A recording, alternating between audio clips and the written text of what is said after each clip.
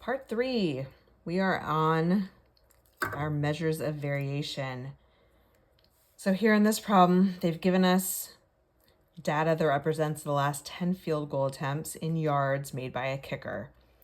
So the very first thing we need to do in order to find the MAD, which is the mean absolute deviance, or the variance or the standard deviation, the very first step is to find the mean. We have to know what is the average of all of this data. So what we're going to do is we're going to add up all these numbers and divide by the number of numbers. So we have 1, 2, 3, 4, 5, 6, 7, 8, 9, 10.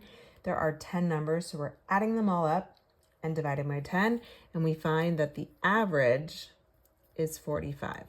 So to find the MAD, we are going to subtract each number from our mean. Once we've added up all of those numbers, we're going to find the absolute value of each of those numbers. When we find that, we're going to then divide by our number of numbers, which we said is 10. So for the first one, we're doing 54 minus 45, which is 9. It's a positive number, so we're just keeping it as is.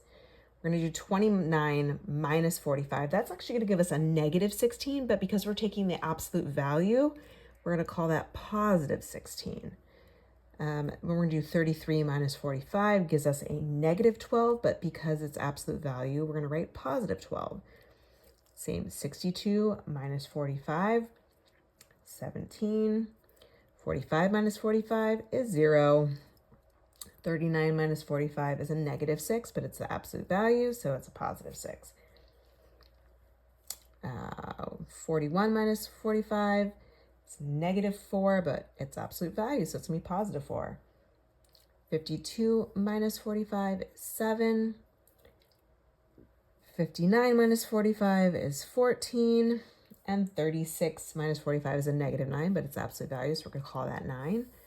We're going to add all those up and divide by 10. We're going to get 94 over 10, which is 9.4. Okay, for the variance, we're using these same numbers, but instead of taking the absolute value of those differences, we're going to square them. So we don't really mind that we already took the absolute value, because when we square a negative number, it gives us a positive. And when we square a positive number, it gives us a positive. So it really doesn't matter.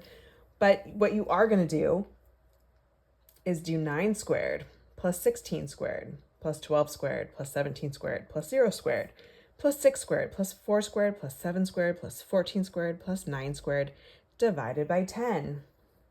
And that one's going to give you 1147 divided by 10. So our variance is 114.7. And our standard deviation is just taking that variance and taking the square root of it. So again, you're going to do that on your calculator, and you would get a standard deviation of 10.71. Same thing's happening in number 31. We're adding up 1, 2, 3, 4, 5, 6, 7, 8. There are 8 of them. We're adding up all 8 values and then dividing by 8 to get the average, the mu, which in this case is 78.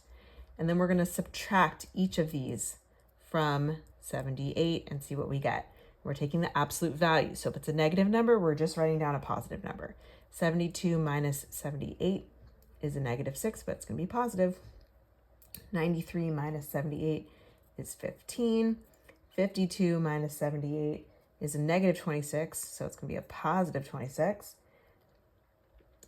86 minus 78 is 8. 100 minus 78 is 22. 81 minus 78 is 3. 79 minus 78 is 1. 61 minus 78 is a negative 17. So it's going to be a positive 17. I'm going to add those all up and divide by 8. It's going to give us a MAD of a 12.25. For the variance, I'm going to take these same numbers and I'm going to square them. 6 squared plus 15 squared plus 26 squared plus 8 squared plus 22 squared plus 3 squared plus 1 squared plus 17 squared. I'm going to divide all of that by 8 and get 222.90.